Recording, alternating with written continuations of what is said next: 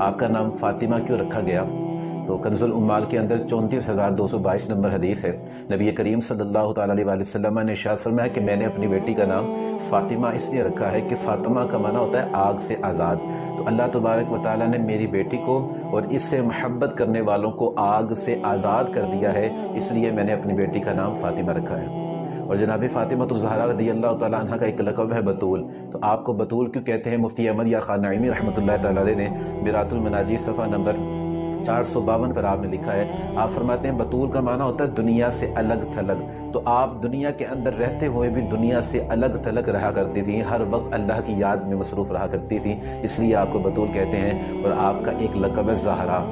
زہرا کہتے ہیں کلی کو۔ حضور صلی اللہ علیہ وسلم فرمانے لگے میری یہ بیٹی جنت کی کلی ہے۔ حضرت فاطمہ الزہرا رضی اللہ تعالی عنہا سے جنت کی خوشبوئیں آیا کرتی تھیں، میرے حضور علیہ الصلوۃ والسلام ان کو سونگھا بھی کرتے تھے۔